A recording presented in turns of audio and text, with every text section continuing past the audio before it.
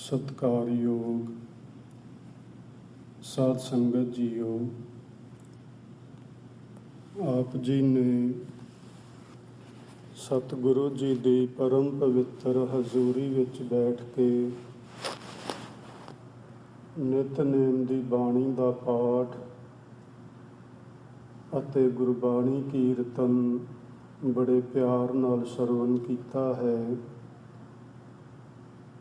आओ अपनियां मनोबिरतियां गुरमत की विचारधारा नाल जोड़िए। आप जी नूं पता होवेगा कि जो अपनी एक लगातार कला के संबंध विच विचार चल रही है, उस दे अंतरगत अज आपां नंबर 5 जिस नूं भाई मनी सिंह जी ने धर्म कला का नाम दिता है, इस नूं समझण की कोशिश करांगे। इस तो पहला आपां संजम समझिया सी, जिस दा संखेप जिहा मतलब कुछ इस तरह बनता सी कि सानू अपने मन ते अपने कर्म ते ज्ञान इंद्रियां ते काबू पा के रखना चाहिए। सानू खाण दा संजम, बोलण दा संजम, सौण दा संजम इत्यादि जिहड़ियां चीज़ां ने उन्हां वल ध्यान रखना चाहिए। संजम विच रहिंदिआं जे जीवन बतीत करिए ते साडा जीवन बड़ा ही सहिजे ते सुखाले जे ढंग दे नाल खुशियां भरिया बतीत हो सकदा है। सो अज आपां धर्म की गल समझण की कोशिश करनी है।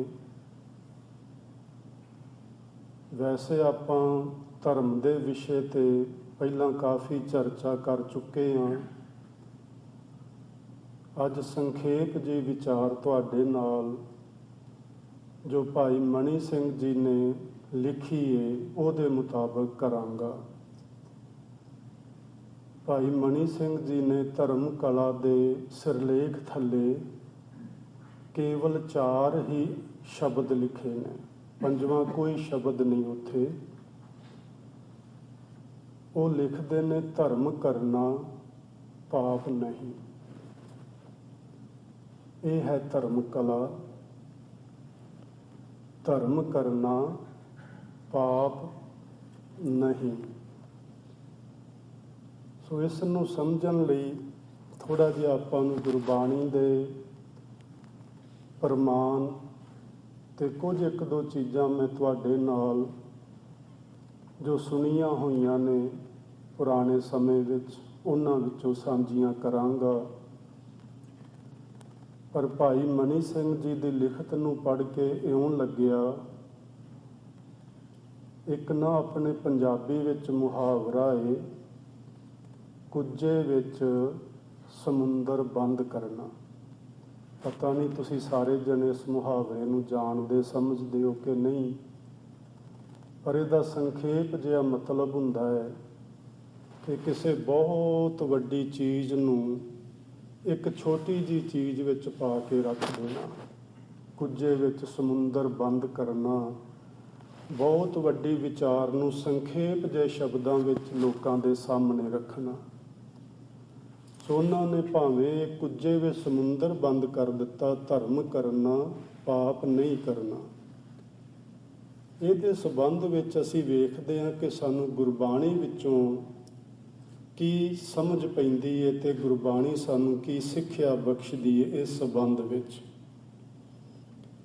गुरु पंजवें पातशाह आखदे ने, नह बिलंब धर्मं बिलंब पापं दृढ़ंत नामं तजंत लोभं शरण संतं। ये 5 गुण दसे गए ने।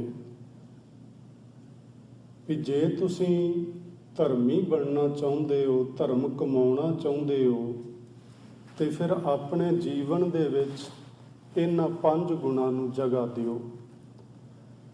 5 ਗੁਣ ਕਿਹੜੇ ਕਿਹੜੇ ਨੇ?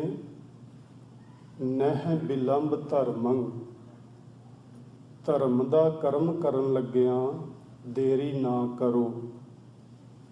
ਬਿਲੰਬ ਪਾਪੰ, ਪਾਪ ਕਰਮ ਕਰਨ ਲੱਗਿਆਂ ਜ਼ਰੂਰ ਸੋਚੋ, ਦੇਰੀ ਕਰੋ, ਉਹਨੂੰ ਛੇਤੀ ਨਾਲ ਕਦੇ ਵੀ ਨਾ ਕਰ ਦਿਓ। ਉਹਦੇ 'ਤੇ ਲੰਮਾ ਟਾਈਮ ਪਾਓ, ਸੋਚਦੇ ਜਾਓ ਤੇ ਹੋ ਸਕਦਾ ਹੈ ਆਪਾਂ ਉਸ ਪਾਪ ਕਰਮ ਤੋਂ ਸੋਚਦੇ ਬਚ ਹੀ ਜਾਈਏ। ਸੋ 2 ਚੀਜ਼ਾਂ ਇੱਥੇ ਸਾਡੇ ਸਾਹਮਣੇ ਆ ਗਈਆਂ। ਧਰਮ ਕੀ ਹੈ? ਪਾਪ ਨਾ ਕਰਨਾ ਹੀ ਧਰਮ ਹੈ। ਅਧਰਮ ਕੀ ਹੈ? ਪਾਪ ਕਰਮ ਕਮਾਉਣਾ ਹੀ ਅਧਰਮ ਹੈ। ਅੱਗੇ ਚੱਲ ਕੇ ਅਸੀਂ ਸਮਝਦੇ ਹਾਂ ਥੋੜ੍ਹਾ ਹੋਰ ਡੂੰਘਾ ਇਸ ਨੂੰ। ਪਰ ਇਹ 2 ਗੁਣ, ਧਰਮ ਕਰਨ ਲੱਗਿਆਂ ਦੇਰੀ ਨਹੀਂ ਕਰਨੀ, ਪਾਪ ਕਰਨ ਲੱਗਿਆਂ ਬਾਰ-ਬਾਰ ਸੋਚਣਾ, 2 ਚੀਜ਼ਾਂ। ਤੀਸਰੀ ਗੱਲ, ਜੀਵਨ ਵਿੱਚ ਨਾਮ ਦ੍ਰਿੜ ਕਰਨਾ।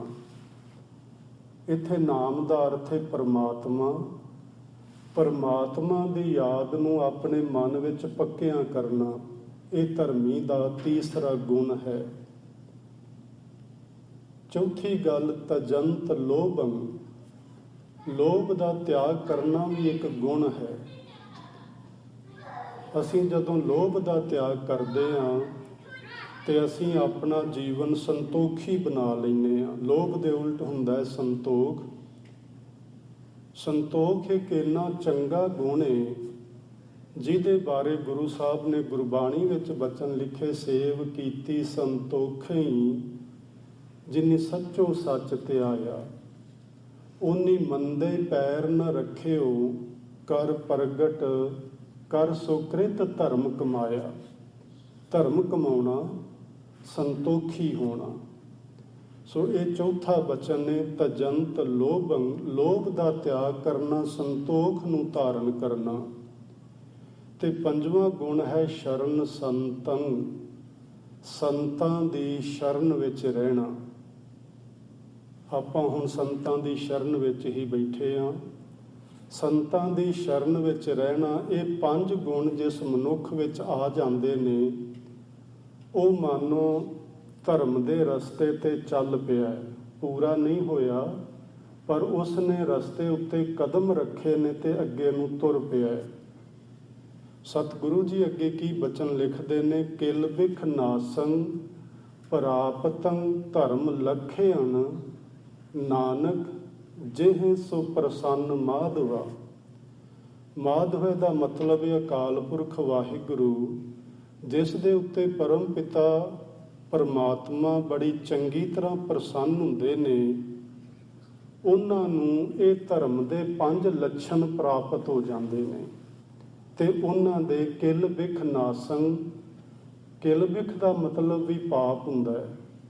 ਜਦੋਂ ਇਹ ਧਰਮ ਦੇ 5 ਲੱਛਣ ਕਿਸੇ ਮਨੁੱਖ ਨੂੰ ਪ੍ਰਾਪਤ ਹੋ ਜਾਣ, ਉਦੋਂ ਉਹਦੇ ਦੁਆਰਾ ਕੀਤੇ ਗਏ ਮੰਦ ਕਰਮਾਂ ਦਾ ਖਾਤਮਾ ਹੋ ਜਾਂਦਾ ਹੈ, ਭਾਵ ਉਹਨਾਂ ਦਾ ਨਾਸ਼ ਹੋ ਜਾਂਦਾ ਹੈ। ਉਸ ਮਨੁੱਖ ਦੇ ਜੀਵਨ ਵਿੱਚੋਂ ਪਾਪ ਕਰਮ ਖਤਮ ਹੋ ਜਾਂਦੇ ਨੇ। ਤੇ ਜੇ ਪਾਪ ਕਰਮ ਖਤਮ ਹੋ ਜਾਣ ਤੇ ਬਚਦਾ ਕੀ ਏ? ਕੇਵਲ ਤੇ ਕੇਵਲ ਧਰਮ। ਸੋ ਧਰਮ ਬਾਕੀ ਰਹਿ ਜਾਂਦਾ ਹੈ। ਅਸੀਂ ਗੁਰੂ ਸਾਹਿਬ ਜੀ ਦੀ ਇਸ ਪਵਿੱਤਰ ਬਾਣੀ ਨੂੰ, ਪਵਿੱਤਰ ਬਚਨ ਨੂੰ ਸਮਝ ਕੇ ਯਤਨ ਕਰੀਏ ਕਿ ਸਾਡੇ ਜੀਵਨ ਵਿੱਚ ਇਹ 5 ਚੀਜ਼ਾਂ ਆ ਜਾਣ। ਯਾਦ ਰੱਖਣਾ, ਧਰਮ ਕਮਾਉਣ ਲੱਗਿਆਂ ਦੇਰੀ ਨਹੀਂ ਕਰਨੀ, ਪਾਪ ਕਰਨ ਲੱਗਿਆਂ ਦੇਰੀ ਕਰਨੀ, ਬਾਰ-ਬਾਰ ਸੋਚਣਾ, ਪਰਮੇਸ਼ਵਰ ਦੀ ਯਾਦ ਨੂੰ, ਉਹਦੇ ਸਿਮਰਨ ਨੂੰ ਮਨ ਵਿੱਚ ਦ੍ਰਿੜ ਕਰਨਾ, ਲੋਭ ਦਾ ਤਿਆਗ ਕਰਨਾ ਤੇ ਸੰਤਾਂ ਮਹਾਂਪੁਰਸ਼ਾਂ ਗੁਰੂਆਂ ਦੀ ਸੰਗਤ ਵਿੱਚ ਰਹਿਣਾ। ਇਹ 5 ਚੀਜ਼ਾਂ ਪੱਲੇ ਬੰਨਣੀਆਂ ਨੇ ਆਪਾਂ ਅੱਜ ਦੀ ਇਸ ਵਿਚਾਰ ਰਾਹੀਂ। ਅੱਗੇ ਅਸੀਂ ਹੁਣ ਵੇਖਦੇ ਹਾਂ ਕਿ ਅਕਸਰ ਅਸੀਂ ਧਰਮ ਦੀ ਗੱਲ ਬਾਰ-ਬਾਰ ਸੁਣਦੇ ਹਾਂ। ਸਾਰੇ ਗੁਰੂ ਜਨ, ਮਹਾਂਪੁਰਸ਼, ਸੰਤ ਭਗਤ, ਚੰਗੇ ਸਿਆਣੇ ਲੋਕ ਸਾਰੇ ਹੀ ਸਾਨੂੰ ਇਹ ਸਮਝਾਉਂਦੇ ਨੇ ਕਿ ਸਾਨੂੰ ਧਰਮ ਦੇ ਮਾਰਗ ਤੇ ਚੱਲਣਾ ਚਾਹੀਦਾ ਹੈ। ਅਕਸਰ ਉਹ ਧਰਮ ਦਾ ਮਾਰਗ ਕੀ ਹੈ? ਕੇਵਲ ਕਿਸੇ ਕਿਸਮ ਦਾ ਵੱਖਰੇ ਢੰਗ ਦਾ ਬਾਣਾ ਧਾਰਨ ਕਰਨਾ, ਵੱਖਰੇ ਢੰਗ ਦੇ ਸਰੀਰ ਉੱਤੇ ਚਿਹਨ ਚੱਕਰ ਧਾਰਨ ਕਰਨਾ ਹੀ ਧਰਮ ਹੈ ਜਾਂ ਕੁਝ ਹੋਰ ਹੈ? ਮੈਂ ਵਿਦਵਾਨਾਂ ਨੂੰ ਪੜ੍ਹਦਾ ਸਾਂ, ਇਸ ਤਰ੍ਹਾਂ ਉਹ ਲਿਖਦੇ ਨੇ ਕਿ ਸੰਸਾਰ ਦਾ ਉਹ ਸਭ ਤੋਂ ਵਧੀਆ ਜਿਉਣ ਦਾ ਤਰੀਕਾ ਜੋ ਸਾਡਾ ਸਮਾਜ ਮਿੱਥਦਾ ਹੈ, ਉਸ ਨੂੰ ਧਰਮ ਆਖਿਆ ਜਾਂਦਾ ਹੈ। ਜਿਸ ਜੀਵਨ ਵਿੱਚ ਮਨੁੱਖ ਆਪ ਖੁਸ਼ੀ ਨਾਲ ਤੇ ਸੁਖੀ ਜੀਵਨ ਜਿਉਂਦਾ ਹੈ, ਉਹ ਆਪਣੇ ਸਮਾਜ ਨੂੰ, ਆਪਣੇ ਆਂਢੀਆਂ ਗੁਆਂਢੀਆਂ ਨੂੰ ਖੁਸ਼ੀ ਭਰਪੂਰ ਤੇ ਸੁਖਦਾਇਕ ਜੀਵਨ ਜਿਉਣ ਵਿੱਚ ਸਹਾਇਕ ਬਣਦਾ ਹੈ। ਇਹ ਚੀਜ਼ਾਂ ਧਰਮ ਦੇ ਅਧੀਨ ਆ ਜਾਂਦੀਆਂ ਨੇ। ਜਿੱਥੇ ਅਸੀਂ ਆਪ ਦੁਖੀ ਹੁੰਦੇ ਹਾਂ ਕੋਈ ਮਾੜਾ ਕਰਮ ਕਰਕੇ ਤੇ ਨਾਲ ਆਪਣੇ ਸਮਾਜ ਨੂੰ ਪਰੇਸ਼ਾਨ ਕਰਦੇ ਹਾਂ, ਉਹ ਇੱਕ ਤਰ੍ਹਾਂ ਦਾ ਅਸੀਂ ਪਾਪ ਕਰਮ ਕਰਦੇ ਹਾਂ। ਫਿਰ ਇਸ ਤੋਂ ਅੱਗੇ ਮਹਾਂਪੁਰਸ਼ ਹੋਰ ਲਿਖਦੇ ਨੇ ਕਿ ਜਿਹੜਾ ਧਰਮ ਹੈ ਇਹ ਕੇਵਲ ਜਾਗ੍ਰਿਤੀ ਹੈ। ਜੇ ਮਨੁੱਖ ਜਾਗ੍ਰਿਤ ਅਵਸਥਾ ਵਿੱਚ ਨਾ ਹੋਵੇ, ਉਹ ਬੇਹੋਸ਼ੀ ਵਿੱਚ ਹੋਵੇ। ਬੇਹੋਸ਼ੀ ਵਿੱਚ ਮਨੁੱਖ ਮਾੜੇ ਕਰਮ ਕਰ ਸਕਦਾ ਹੈ, ਪਰ ਜੇ ਉਹ ਪੂਰਨ ਹੋਸ਼ ਵਿੱਚ ਹੋਵੇ, ਉਹ ਜਾਗ੍ਰਿਤ ਅਵਸਥਾ ਵਿੱਚ ਹੋਵੇ, ਤੇ ਉਹ ਮਾੜੇ ਕਰਮ ਕਰਨ ਲੱਗਿਆਂ ਜ਼ਰੂਰ ਸੋਚੇਗਾ ਤੇ ਉਹਨਾਂ ਤੋਂ ਬਚਣ ਦੀ ਹਰ ਸੰਭਵ ਉਹ ਕੋਸ਼ਿਸ਼ ਕਰੇਗਾ। ਸੋ ਵਿਦਵਾਨ ਇਹ ਗੱਲ ਆਖਦੇ ਨੇ, ਗਿਆਨ ਹੀ ਧਰਮ ਹੈ, ਅਗਿਆਨ ਹੀ ਪਾਪ ਹੈ। ਜਾਗ੍ਰਿਤੀ, ਹੋਸ਼ ਵਿੱਚ, ਚੇਤਨਾ ਵਿੱਚ ਜੀਵਨ ਜਿਉਣਾ ਹੀ ਧਰਮ ਹੈ। ਬੇਹੋਸ਼ੀ ਵਿੱਚ, ਕਿਸੇ ਪ੍ਰਕਾਰ ਦੇ ਨਸ਼ੇ ਵਿੱਚ ਜੀਵਨ ਜਿਉਣਾ ਹੀ ਅਧਰਮ ਜਾਂ ਪਾਪ ਹੈ। ਸੋ ਇੱਕ ਛੋਟੀ ਜਿਹੀ ਉਦਾਹਰਨ ਮੈਂ ਤੁਹਾਡੇ ਨਾਲ ਸਾਂਝੀ ਕਰਾਂਗਾ।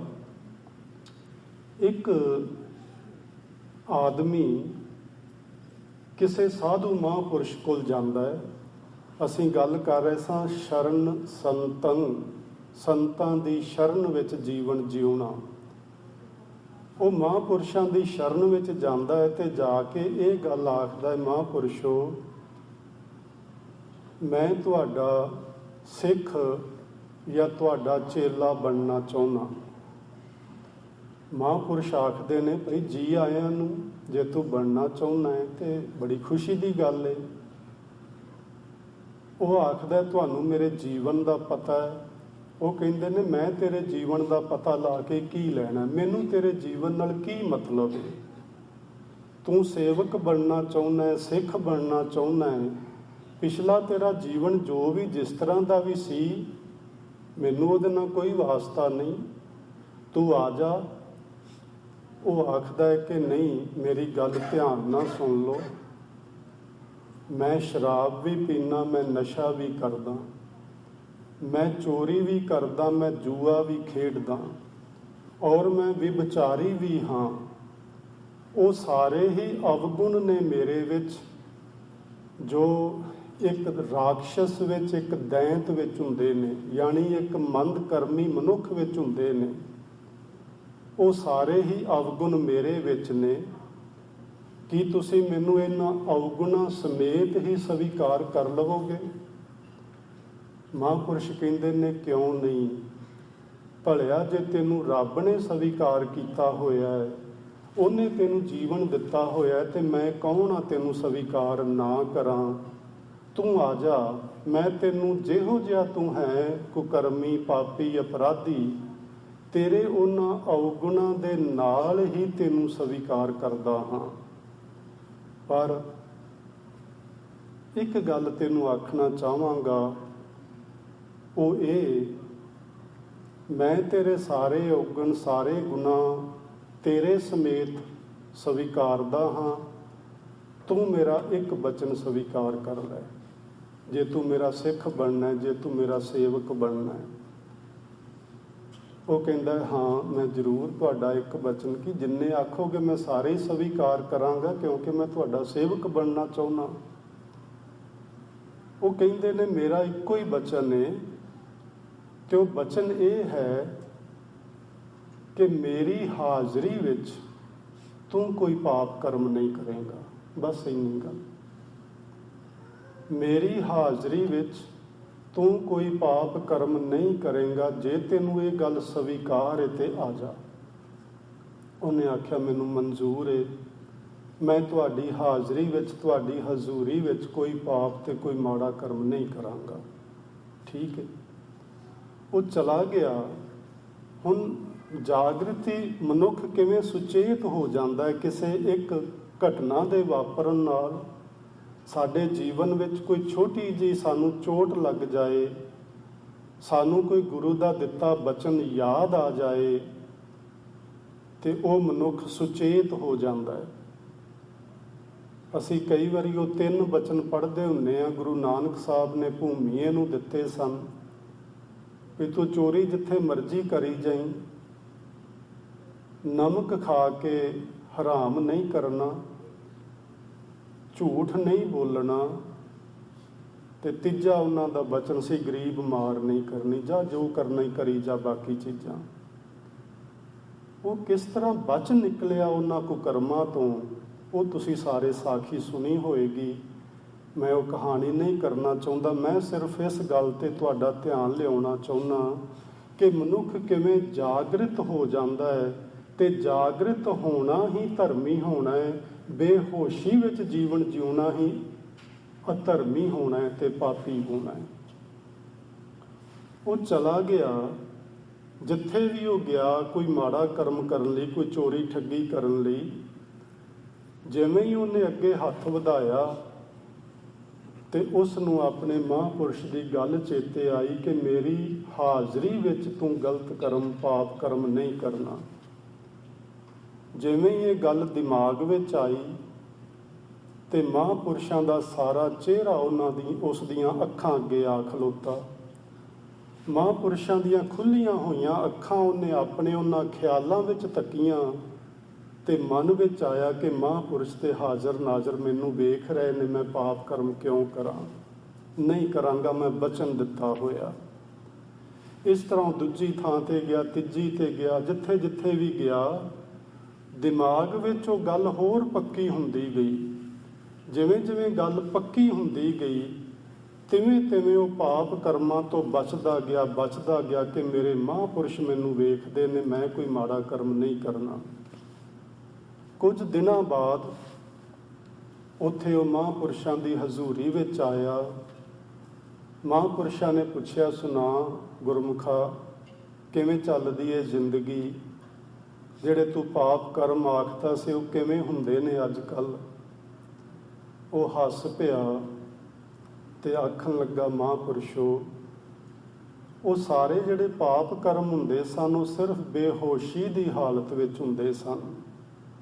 ਤੁਸੀਂ ਮੈਨੂੰ ਜਗਾ ਦਿੱਤਾ ਹੈ, ਤੇ ਇਸ ਜਾਗ੍ਰਿਤ ਅਵਸਥਾ ਵਿੱਚ ਦਿਨ ਦੇ ਹੁੰਦਿਆਂ, ਚਾਨਣ ਦੇ ਹੁੰਦਿਆਂ, ਹੋਸ਼ ਦੇ ਹੁੰਦਿਆਂ ਕਿਵੇਂ ਕੋਈ ਖਾਤੇ ਵਿੱਚ ਡਿੱਗੇ, ਕਿਵੇਂ ਕੋਈ ਖੂਹ ਵਿੱਚ ਡਿੱਗੇ, ਇਹ ਬੜਾ ਮੁਸ਼ਕਿਲ ਹੈ। ਤੁਸੀਂ ਮੈਨੂੰ ਇੱਕ ਐਸਾ ਹਲੂਣਾ ਦਿੱਤਾ ਹੈ, ਤੁਹਾਡਾ ਬਚਨ ਮੇਰੇ ਦਿਮਾਗ ਵਿੱਚ ਘੁੰਮਦਾ ਹੈ, ਤੇ ਤੁਹਾਡਾ ਚਿਹਰਾ ਮੇਰੇ ਸਾਹਮਣੇ ਆ ਖਲੋਂਦਾ ਜਦੋਂ ਮੈਂ ਕੁਝ ਮਾੜਾ ਕਰਮ ਕਰਨ ਲੱਗਦਾ। ਇਸ ਲਈ ਮੈਂ ਮਾੜੇ ਕਰਮਾਂ ਤੋਂ ਬਚ ਗਿਆ ਹਾਂ ਤੁਹਾਡੇ ਸਿਰਫ ਇੱਕ ਬਚਨ ਦੇ ਨਾਲ। ਸਤਿਗੁਰੂ ਜੀ ਨੇ ਬਾਣੀ ਵਿੱਚ ਭਗਤ ਕਬੀਰ ਸਾਹਿਬ ਦੇ ਰਾਹੀਂ ਸਾਨੂੰ ਇਹ ਗੱਲ ਸਮਝਾਈ ਏ, ਕਬੀਰਾ ਜਹਾਂ ਗਿਆਨ ਤਹ ਧਰਮ ਹੈ। ਹੁਣ ਇਹ ਗੱਲ ਸਮਝਣ ਵਾਲੀ ਏ।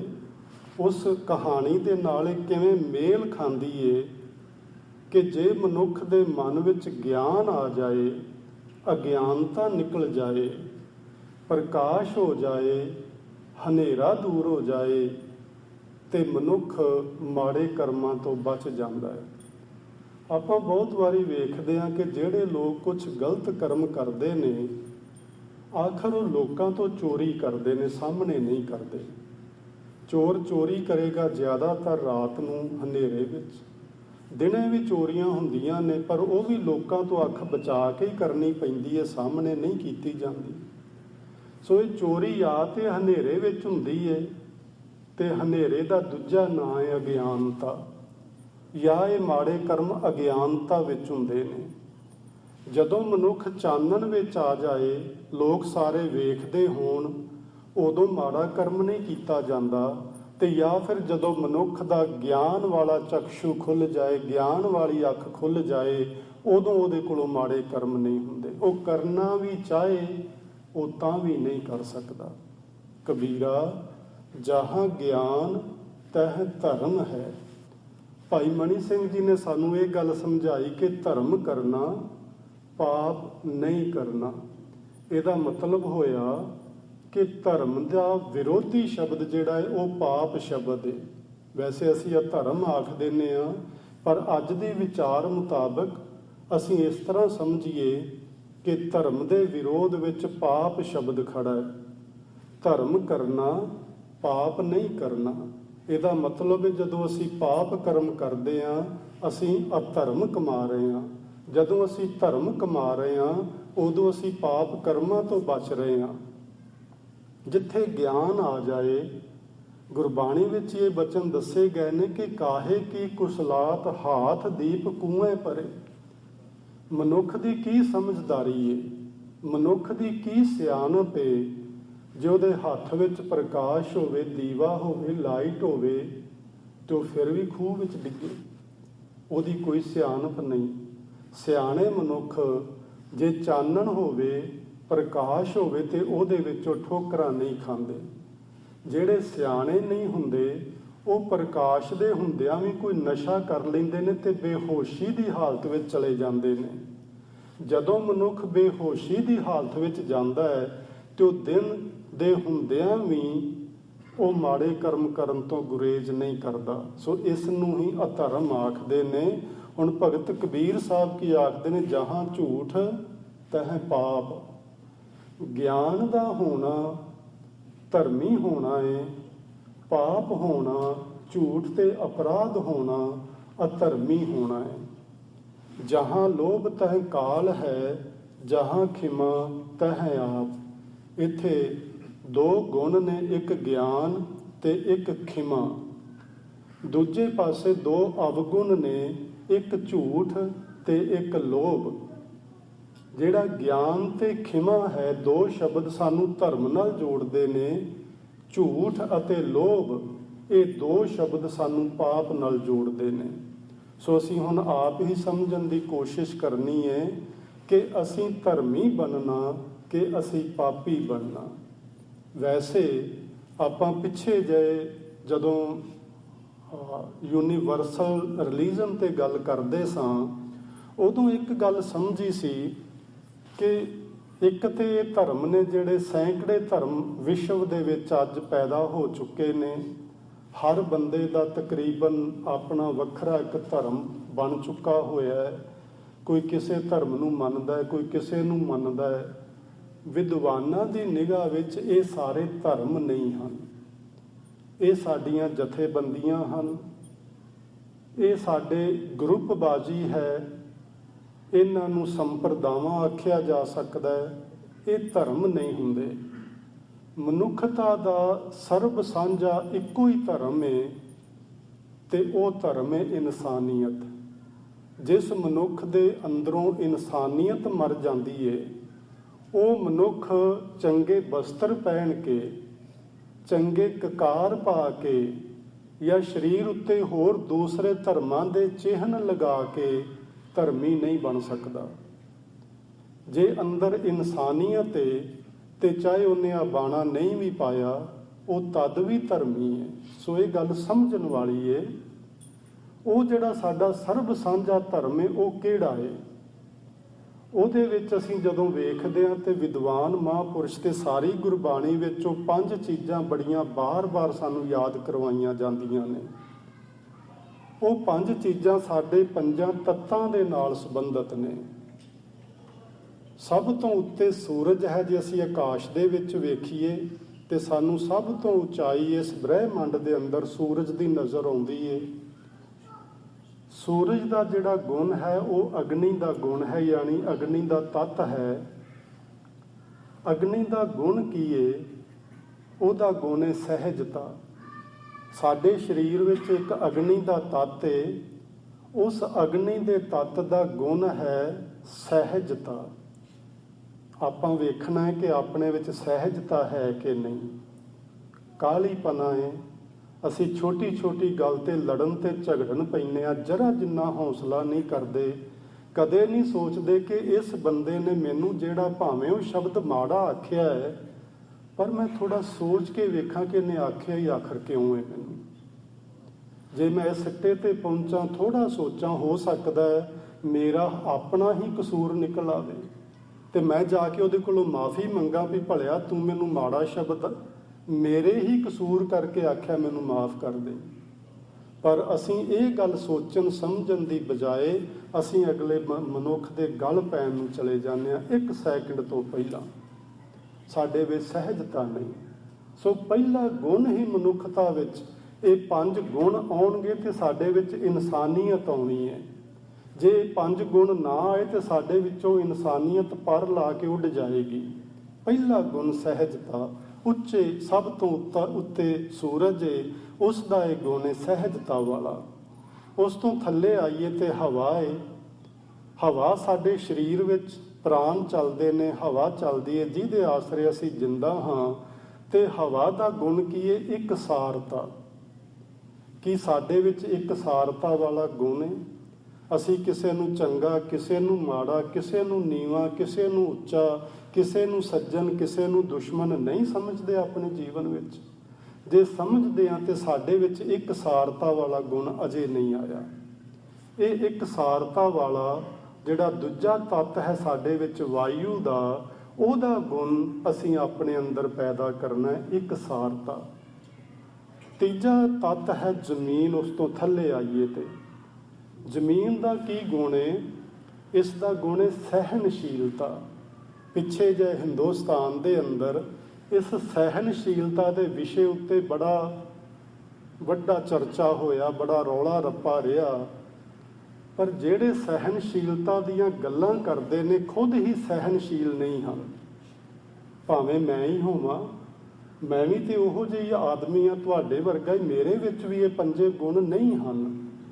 ਪਰ ਕਮ ਸੇ ਕਮ ਅਸੀਂ ਕੋਸ਼ਿਸ਼ ਤਾਂ ਕਰੀਏ ਵੀ ਇਹ ਸਾਡੇ ਵਿੱਚ ਗੁਣ ਆ ਜਾਣ। ਹੌਲੀ ਹੌਲੀ ਅਸੀਂ ਮਨੁੱਖ ਤੋਂ ਇੱਕ ਚੰਗੇ ਨੇਕ ਇਨਸਾਨ ਬਣ ਪਾਈਏ। ਸੋ ਤੀਸਰਾ ਗੁਣ ਅਸੀਂ ਸਹਿਣਸ਼ੀਲਤਾ ਦਾ ਆਪਣੇ ਅੰਦਰ ਧਾਰਨ ਕਰਨਾ। ਤੇ ਚੌਥੇ ਨੰਬਰ ਤੇ ਧਰਤੀ ਹੇਠ ਵਸੰਦਾ ਪਾਣੀ ਨੀਵਾਂ ਹੈ। ਤੇ ਪਾਣੀ ਦਾ ਗੁਣ ਕੀ ਹੈ? ਸਾਡੇ ਸਰੀਰ ਵਿੱਚ ਚੌਥਾ ਤੱਤ ਪਾਣੀ ਦਾ ਹੈ। ਪਾਣੀ ਦਾ ਗੁਣ ਹੈ ਨਿਰਮਲਤਾ, ਮੈਲ ਤੋਂ ਰਹਿਤ। ਸਾਡੇ ਅੰਦਰ ਮਨ ਵਿੱਚ ਮੈਲ ਹੈ ਕਿ ਨਹੀਂ? ਆਪਾਂ ਆਪ ਵੇਖੀਏ, ਕੱਪੜੇ ਤੇ ਆਪਣੇ ਬੜੇ ਸਾਫ਼ ਸੁਥਰੇ ਨੇ, ਚਿੱਟੇ ਨੇ, ਧੁੱਪੇ ਹੋਏ ਨੇ, ਪ੍ਰੈਸ ਕੀਤੇ ਹੋਏ ਨੇ। ਪਰ ਵੇਖਣ ਵਾਲੀ ਗੱਲ ਹੈ ਕਿ ਅੰਦਰੋਂ ਅਸੀਂ ਕਿੰਨੇ ਕੁ ਨਿਰਮਲ ਹਾਂ। ਜੇ ਅੰਦਰੋਂ ਨਿਰਮਲ ਹਾਂ ਤੇ ਸਾਡੇ ਵਿੱਚ ਇਹ ਇਨਸਾਨੀਅਤ ਵਾਲਾ ਗੁਣ ਹੈ। ਜੇ ਸਾਡੇ ਅੰਦਰ ਗੋਡੇ ਗੋਡੇ ਮੈਲ ਵਿਕਾਰਾਂ ਦੀ ਭਰੀ ਹੋਈ ਹੈ, ਜਿਹਨੂੰ ਗੁਰੂ ਜੀ ਨੇ ਆਖਿਆ ਹੈ ਕਿ ਇਹ ਸਾਡਾ ਮਨ ਜਿਹੜਾ ਜਨਮ ਜਨਮ ਕੀ ਇਸ ਮਨ ਕੋ ਮਲ ਲਾਗੀ ਕਾਲਾ ਹੋ ਆਸ਼ਿਆ, ਖੰਨਲੀ ਧੋਤੀ ਉਜਲੀ ਨਾ ਹੋਵੀ ਜੇ 100 ਧੋਵਣ ਪਾ। ਇਹ ਸਾਡੀ ਅੰਦਰ ਦੀ ਮੈਲੀ ਲੀਰ, ਮੈਰੀ ਟਾਕੀ, ਮਨ ਰੂਪ, ਇਹ ਕਿਤੇ ਵਿਕਾਰਾਂ ਦੇ ਨਾਲ ਮੈਲੀ ਤੇ ਨਹੀਂ। ਇਹ ਵਿਚਾਰ ਅਸੀਂ ਖੁਦ ਹੀ ਕਰਨੀ ਹੈ। ਕਿਸੇ ਨੇ ਸਾਨੂੰ ਨਹੀਂ ਦੱਸਣਾ ਕਿ ਤੇਰਾ ਅੰਦਰ ਮੈਲਾ ਹੈ ਕਿ ਤੇਰਾ ਅੰਦਰ ਨਿਰਮਲਾ ਹੈ। ਸੋ ਇਹ ਹੈ ਚੌਥਾ ਗੁਣ। ਪੰਜਵਾਂ ਗੁਣ ਕੀ ਹੈ? ਇਹ 4 ਚੀਜ਼ਾਂ ਜਿਹੜੀਆਂ ਨੇ ਇਸ ਆਕਾਸ਼ ਦੇ ਵਿੱਚ ਰਹਿੰਦੀਆਂ ਨੇ। ਪੰਜਵਾਂ ਤੱਤ ਆਕਾਸ਼ ਦਾ ਵਿਦਵਾਨਾਂ ਨੇ, ਗੁਰੂਆਂ ਨੇ ਮੰਨਿਆ ਹੋਇਆ। ਤੇ ਆਕਾਸ਼ ਦਾ ਗੁਣ ਕੀ ਹੈ? ਵਿਸ਼ਾਲਤਾ। ਕਿ ਸਾਡੇ ਅੰਦਰ ਵਿਸ਼ਾਲਤਾ ਨਾਂ ਦੀ ਕੋਈ ਚੀਜ਼ ਹੈ ਕਿ ਨਹੀਂ? ਇਹ ਚੀਜ਼ਾਂ 5 ਜਿਹੜੇ ਗੁਣ ਨੇ, ਜੇ ਸਾਡੇ ਵਿੱਚ ਇਹ 5 ਗੁਣ ਆ ਜਾਣ ਤੇ ਅਸੀਂ ਚੰਗੇ ਇਨਸਾਨ ਬਣ ਜਾਂਦੇ ਹਾਂ। ਜੇ ਚੰਗੇ ਇਨਸਾਨ ਬਣ ਜਾਈਏ ਤੇ ਅਸੀਂ ਧਰਮੀ ਮਨੁੱਖ ਹੁੰਦੇ ਹਾਂ। ਜੇ ਇਹ 5 ਗੁਣ ਸਾਡੇ ਵਿੱਚ ਨਹੀਂ ਹਨ ਤੇ ਅਸੀਂ ਚੰਗੇ ਇਨਸਾਨ ਨਹੀਂ ਹਾਂ। ਜੇ ਚੰਗੇ ਇਨਸਾਨ ਨਹੀਂ ਆ ਤੇ ਫਿਰ ਅਸੀਂ ਚੰਗੇ ਧਰਮੀ ਵੀ ਨਹੀਂ ਆ। ਤੇ ਚਾਹੇ ਬਾਣਾ ਅਸੀਂ ਕਿਹੋ ਜਿਹਾ ਪਾਈ ਫਿਰੀਏ, ਕੋਈ ਫਰਕ ਨਹੀਂ ਪੈਂਦਾ। ਉੱਥੇ ਸੱਚੇ ਹੀ ਸੱਚ ਨਿਬੜੈ। ਉਸ ਮਾਲਕ ਦੇ ਦੁਆਰੇ ਤੇ ਨਾ ਸਾਡਾ ਸਰੀਰ ਜਾਣਾ, ਉਸ ਮਾਲਕ ਦੇ ਦੁਆਰੇ ਤੇ ਨਾ ਸਾਡਾ ਕੋਈ ਬਾਣਾ ਜਾਣਾ, ਉਸ ਮਾਲਕ ਦੇ ਦੁਆਰੇ ਤੇ ਨਾ ਸਾਡੇ ਸਰੀਰ ਉੱਤੇ ਧਾਰਨ ਕੀਤੇ ਹੋ ਕੋਈ ਚਿਹਨ ਚੱਕਰ ਨਾਲ ਜਾਣੇ ਨੇ। ਇਹ ਤੇ ਆਪਾਂ ਸਾਰੇ ਹੀ ਜਾਣਦੇ ਹਾਂ ਕਿ ਜਦੋਂ ਇਹ ਸਰੀਰ ਨੂੰ ਤਿਆਗਣਾ ਹੈ ਆਪਾਂ, ਇਹ ਸਰੀਰ ਤੇ ਸਰੀਰ ਦੇ ਨਾਲ ਸੰਬੰਧਿਤ ਸਾਰੀਆਂ ਚੀਜ਼ਾਂ ਇੱਥੇ ਹੀ ਰਹਿ ਜਾਣੀਆਂ। ਆਪਾਂ ਚੁੱਕ ਕੇ ਸਣੇ ਸਰੀਰ ਸਾਰੇ ਉਹਦੇ ਕਕਾਰ ਫੂਕ ਦੇਣਾ, ਸਾੜ ਦੇਣਾ, ਸੰਸਕਾਰ ਕਰ ਦੇਣਾ। ਕਿਸੇ ਨੇ ਜ਼ਮੀਨ ਵਿੱਚ ਦੱਬ ਦੇਣਾ, ਕਿਸੇ ਨੇ ਪਾਣੀ ਸੁੱਟ ਦੇਣਾ, ਕਿਸੇ ਨੇ ਕਿਸੇ ਪ੍ਰਕਾਰ ਉਹਨੂੰ ਸੰਭਾਲਣਾ ਤੇ ਕਿਸੇ ਨੇ ਕਿਸੇ ਪ੍ਰਕਾਰ। ਇਹ ਸਾਰੀਆਂ ਚੀਜ਼ਾਂ ਵਿੱਚੋਂ ਇੱਕ ਵੀ ਚੀਜ਼ ਸਾਡੇ ਨਾਲ ਨਹੀਂ ਜਾਣੀ। ਸਾਡੇ ਨਾਲ ਫਿਰ ਕੀ ਜਾਣਾ ਹੈ? ਜਿੱਥੇ ਸੱਚ ਦੇ ਆਧਾਰ ਤੇ ਨਿਬੇੜਾ ਹੋਣਾ ਹੈ, ਅਕਸਰ ਕੋਈ ਚੀਜ਼ ਹੋਏਗੀ। ਉਹ ਚੀਜ਼ ਹੈ ਸ਼ੁਭ ਗੁਣ, ਸਾਡੀ ਆਤਮਾ ਦੇ ਨਾਲ ਸੰਸਕਾਰ ਰੂਪ ਵਿੱਚ ਜਾਂਦੇ ਨੇ। ਜੇ ਸਾਡੇ ਕੋਲ ਸ਼ੁਭ ਗੁਣ ਨੇ ਤੇ ਸਾਨੂੰ ਆਓ ਬੈਠ ਆਦਰ ਸ਼ੁਭ ਦੇਉ ਹੋਏਗਾ, ਤੇ ਜੇ ਸਾਡੇ ਪੱਲੇ ਔਗਣ ਨੇ ਤੇ ਮੂੰਹ ਕਾਲੇ ਦੋਜ਼ਖ ਚਾਲਿਆ। ਇਹ ਦੋ ਚੀਜ਼ਾਂ ਅਸੀਂ ਧਿਆਨ ਵਿੱਚ ਰੱਖਾਂਗੇ ਤੇ ਫਿਰ ਅਸੀਂ ਧਰਮੀ ਬਣ ਸਕਦੇ ਹਾਂ। ਮਹਾਂਪੁਰਸ਼ਾਂ ਦਾ ਇੱਕ ਬਚਨ ਇੱਕ ਇਨਸਾਨ ਚੇਤੇ ਰੱਖ ਕੇ ਆਪਣੇ ਜੀਵਨ ਵਿੱਚ ਇਨਸਾਨੀਅਤ ਪੈਦਾ ਕਰ ਸਕਦਾ ਹੈ ਕਿ ਮੇਰੀ ਹਜ਼ੂਰੀ ਵਿੱਚ ਮਾੜੇ ਕਰਮ ਨਾ ਕਰੀ। ਤੇ ਕੀ ਸਾਡਾ ਗੁਰੂ, ਸਾਡਾ ਪਰਮੇਸ਼ਵਰ ਹਾਜ਼ਰ ਨਾਜ਼ਰ ਨਹੀਂ ਹੈ? ਕਿ ਉਹ ਹਰ ਥਾਂ ਤੇ ਸਾਨੂੰ ਨਹੀਂ ਵੇਖਦਾ? ਸਤਿਗੁਰ ਜਾਗਤਾ ਹੈ ਦਿਓ, ਉਹ ਤੇ ਕਦੀ ਸੌਂਦਾ ਵੀ ਨਹੀਂ। ਅਸੀਂ ਸੁੱਤੇ ਹੁੰਦੇ ਹਾਂ, ਉਹ ਫਿਰ ਜਾਗਦਾ ਹੁੰਦਾ। ਸਾਡੇ ਸਵਾਸ ਕੌਣ ਚਲਾ ਰਿਹਾ ਹੈ? ਸਾਡੇ ਦਿਲ ਦੀ ਧੜਕਣ ਨੂੰ ਕੌਣ ਜਾਰੀ ਰੱਖ ਰਿਹਾ ਹੈ? ਅਸੀਂ ਸੌਂ ਜਾਈਏ, ਅਸੀਂ ਤੇ ਸਾਹ ਲੈਣਾ ਵੀ ਭੁੱਲ ਜਾਈਏ, ਸਾਡੀ ਤੇ ਦਿਲ ਦੀ ਧੜਕਣ ਵੀ ਬੰਦ ਹੋ ਜਾਏ ਜੇ ਸਾਡੇ ਕਰਕੇ ਚੱਲਦੀ ਹੋਵੇ। ਪਰ ਇਹਨੂੰ ਚਲਾਉਣ ਵਾਲਾ ਕੌਣ ਹੈ? ਬਸ ਉਹਦਾ ਧਿਆਨ ਰੱਖੀਏ। ਉਹ ਹਾਜ਼ਰ ਨਾਜ਼ਰ ਹੈ, ਉਹ ਹਰ ਵਕਤ ਸਾਡੇ ਨਾਲ ਜਾਗਰਿਤ ਅਵਸਥਾ ਵਿੱਚ ਰਹਿੰਦਾ ਹੈ। ਜੇ ਅਸੀਂ ਉਸ ਨੂੰ ਹਾਜ਼ਰ ਨਾਜ਼ਰ ਮੰਨ ਲਈਏ ਤੇ ਅਸੀਂ ਮੰਦ ਕਰਮਾਂ ਤੋਂ ਬਚ ਸਕਦੇ ਹਾਂ, ਅਸੀਂ ਚੰਗੇ ਕਰਮ ਕਮਾ ਸਕਦੇ ਹਾਂ। ਤੇ ਫਿਰ ਗੁਰੂ ਅਰਜਨ ਦੇਵ ਮਹਾਰਾਜ ਜੀ ਦੇ ਇਹ ਪਵਿੱਤਰ ਬਚਨ, ਧਰਮ ਕਰੋ ਪਾਪ ਨਹੀਂ ਕਰੋ, ਵਾਹਿਗੁਰੂ ਜੀ ਨੂੰ ਚੇਤੇ ਰੱਖੋ, ਲੋਭ ਦਾ ਤਿਆਗ ਕਰੋ ਤੇ ਮਹਾਂਪੁਰਸ਼ਾਂ ਗੁਰੂਆਂ ਦੀ ਸੰਗਤ ਵਿੱਚ ਰਹੋ। ਇਸ ਤਰ੍ਹਾਂ ਕਰਨ ਨਾਲ ਕਿਲ ਬਿਖ ਨਾਸੰ, ਸਾਰੇ ਪਾਪ ਨਾਸ਼ ਹੋ ਜਾਣਗੇ। ਤੇ ਜਿਸ ਮਨੁੱਖ ਉੱਤੇ ਵਾਹਿਗੁਰੂ ਜੀ ਪ੍ਰਸੰਨ ਹੁੰਦੇ ਨੇ, ਉਸ ਮਨੁੱਖ ਨੂੰ ਇਹ ਧਰਮ ਦੇ 5 ਜਿਹੜੇ ਲਕਸ਼ਣ ਨੇ ਉਹ ਪ੍ਰਾਪਤ ਹੋ ਜਾਂਦੇ ਨੇ। ਸੋ ਅਗਲੀ ਵਿਚਾਰ ਆਪਾਂ ਅਗਲੇ ਸ਼ੁੱਕਰਵਾਰ ਨੂੰ ਗੁਰੂ ਮਹਾਰਾਜ ਨੇ ਮਿਹਰ ਕੀਤੀ ਤੇ ਉਹਨਾਂ ਦੀ ਕਿਰਪਾ ਸਦਕਾ ਵਿਦਿਆ ਅਗਲਾ ਟੌਪਿਕ ਹੈਗਾ, ਉਹਦੇ 'ਤੇ ਗੱਲ ਕਰਾਂਗੇ। ਗੁਰੂ ਸਾਹਿਬ ਨੇ ਲਿਖਿਆ, ਵਿਦਿਆ ਵਿਚਾਰੀ ਤਾਂ ਪਰਉਪਕਾਰੀ। ਕਿਵੇਂ ਵਿਦਿਆ ਵਿਚਾਰਨ ਨਾਲ ਮਨੁੱਖ ਪਰਉਪਕਾਰੀ ਬਣ ਜਾਂਦਾ ਹੈ, ਇਹਨੂੰ ਸਮਝਣ ਦੀ ਕੋਸ਼ਿਸ਼ ਕਰਾਂਗੇ। ਅੱਜ ਇੰਨੇ ਕੁ ਬਚਨ ਆਪ ਜੀ ਨੇ ਪ੍ਰਵਾਨ ਕਰਨਾ ਜੀ। ਹੋਈਆਂ ਭੁੱਲਾਂ ਦੀ ਖਿਮਾ ਪਿਆਰ ਨਾਲ ਆਖੋ ਜੀ। ਵਾਹਿਗੁਰੂ ਜੀ ਕਾ ਖਾਲਸਾ, ਵਾਹਿਗੁਰੂ ਜੀ ਕੀ ਫਤਿਹ।